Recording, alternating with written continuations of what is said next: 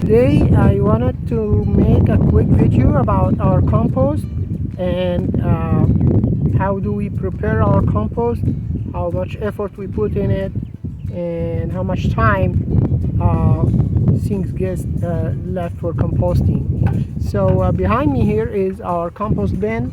I purchased this bin on the marketplace for $20. New it's about $156. So when I found it, I went and grabbed it. So what I do here is it has two compartments and it turns. So I start filling one compartment until it's almost full. I fill it with our kitchen scrap. Coffee grounds, peels, whatever comes out of our kitchen, other than obviously no meat, no dairies. And when this, and every day, every time I come and drop something, I give it 2 turns. When it's full, I start on the second compartment. And when it's full, this has been composting for maybe a couple of months. So it's I used to try to get this dumped on the compost pile behind it, or in a bucket before I have this pile, but and it was really hard because this doesn't, it's kind of heavy when it's full. So what I did, that it has this bottom part here that is supposed to make compost tea, which I did not use because when I bought this used, the plug was leaking, so it never held any water. So you cannot see it, but I waited until it's completely empty, so it's light to manage, took it off and took this part and cut the middle out. So now if I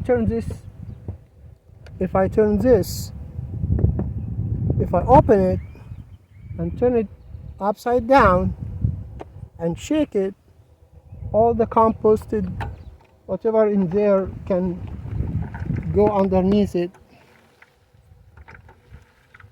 and then I can shovel it into this pile here.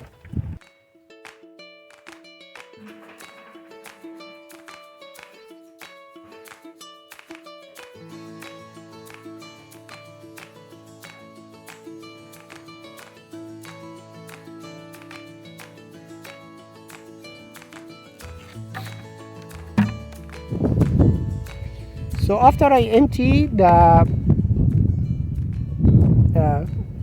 bin underneath it, I shovel it into this pile, which is most of our compost comes from under the rabbit cages, rabbit manure mixed with hay, and that is very good source of compost and organic matters. Also the chicken manure that is over a year old comes here as well, so it's in the very bottom. I try to stir this pile once in a while, but I'm not doing that very much. But when I come to shovel any compost out of it, from the center on the bottom, so that's the most composted. For the chicken manure,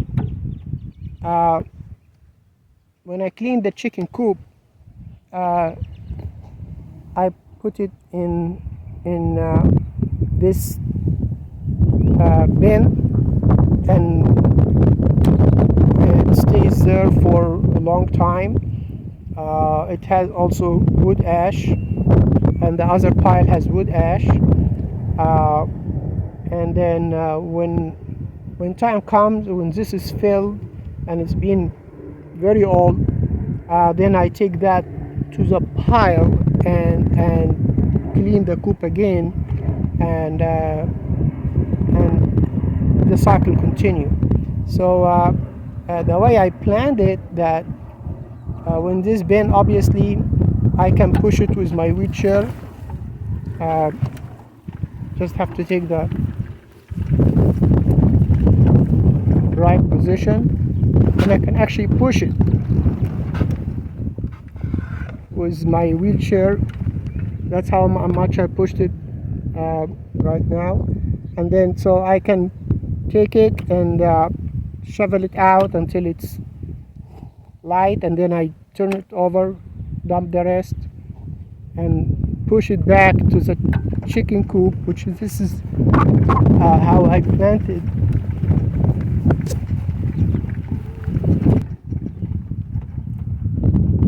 So this is the chicken coop from the back. This was waterer, and I stopped using it because it never worked fine, and it was always leaking inside, and that's not a good thing to have water inside the coop. These two are pellet feeders, and now mostly they're eating the fermented food, but I keep the feeders available just in case I cannot process the fermented food or not. So the way that works, that this over there, the bin that has the chicken manure, when it's empty, I bring it here, and this is vinyl flooring, so the chicken coop from inside has vinyl flooring, so even if water got inside, it's not going to damage the flooring or the wood. However, so when I open this 4 feet wide door, and I have the bin here, I can rig the whole coop. I obviously close the other side so the chicken doesn't, I lock the chicken out, and I rig the whole thing in the bin. Very easy. It doesn't take much time. And then close the coop again and push that bin away again where it was. And that's how we handle our compost. It's working, and we don't spend any money on buying any manure or any composting.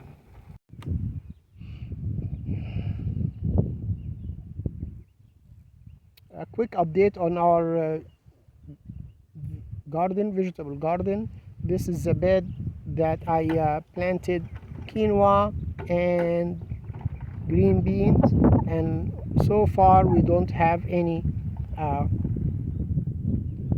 germination, and I'm assuming that I was watering every day, and I was thinking maybe I'm over watering. However, when I stuck my finger, I did water this yesterday. By the end of the day, now it's a little bit afternoon, 12:15 afternoon, and I stuck my finger in it, and it's up to 2 inches deep, or or so is dry. So looks like this kind of bed was drying so fast, and that's why we didn't get germination here, and we didn't get germination in the lettuce bed that I did twice, and the same thing happened. So it appears that the soil was so loose, and water was getting down faster than just one time a day watering. Although I did water, like soaking it, however, when I stuck my finger now, it was dry. So that is assuming that is the reason that these two beds did not work. Other than that, everything else for the most part is working.